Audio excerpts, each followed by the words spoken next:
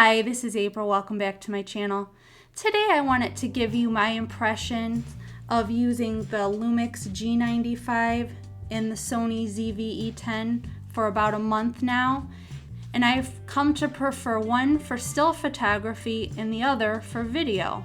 The Lumix G95 I found is better for still photography because it has your traditional mode dial, so you can go into aperture priority or shutter priority, and you can adjust the aperture and the shutter speed with the traditional dials, which I really missed on the Sony ZV-E10. And I also like the bigger shutter button and the deeper grip, but this does get heavy. The Lumix G95 can definitely get heavy. The Sony ZV-E10, on the other hand, it's lighter weight for vlogging if you want to film yourself using a selfie stick and extend it out a little bit. But I find that for still photography, there's less easy adjustments that can be made up here. You have to cycle between the modes, the stills mode and the video mode and the slow motion mode. And there's, as you can see, it's very basic. There's very little adjustments you can make with the tactile buttons and wheels like on the Lumix G95, but the weight is kept down a lot, which is really nice.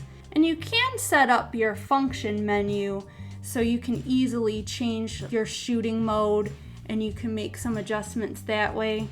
But for still photography, I am turning more and more to the Lumix. But for vlogging, the Sony ZV-E10 being so much lighter weight, I'm turning to this one more and more. The one drawback for the Sony ZV-E10 for video, though, is it has less stable footage than the Lumix G95. The Lumix G95 is known for its in-body stabilization, IBIS. This has active steady shot, so it has electronic stabilization, and also if you use a lens that has optical steady shot, you do get a decent amount of smooth footage, but I have found a lot of times it's shaky and I wasn't expecting it to be, whereas I haven't had that problem with the Lumix G95.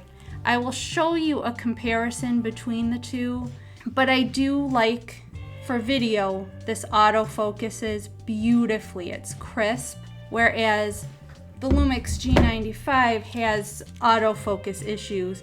It's a problem throughout all of the Panasonic cameras, frankly.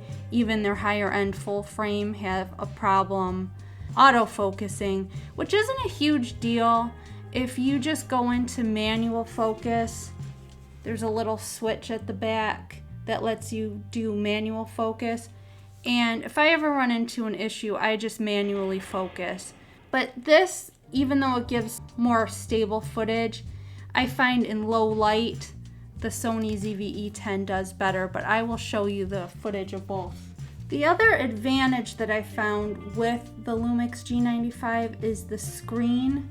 The LCD screen is definitely brighter in sunlight, and it's easier to read the menus, and you can use a touch screen. Whereas the Sony ZV-E10, I have it in sunny day mode, and so it's a little bit brighter, but this is not as bright outside in the sunshine. And here is some footage, both in 4K, 24 frames per second.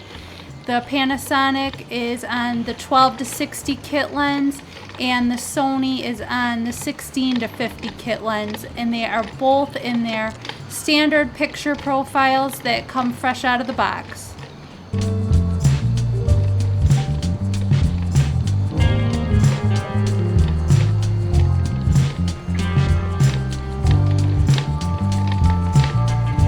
This is a test of the Sony ZV-E10, and this is a test of the Panasonic Lumix G95. Let me know how that sounds. And here are some really nice stills that I was able to capture with the Lumix G95. And here are some stills that I captured with the Sony ZV-E10. They both can miss focus at times, but it has a lot to do with how close you are and your skill level, and I'm just a beginner. My final impressions are, I like to take the Sony ZV-E10 to do vlogging, and I like to take the Lumix G95 if I'm only going to do photography and if I want a few smooth panning shots. But if I want to vlog and film myself and I have to use a little tripod to carry around, like a little selfie stick, I would prefer the Sony ZV-E10. If you like this video, give it a like, consider subscribing for more camera reviews, and take care.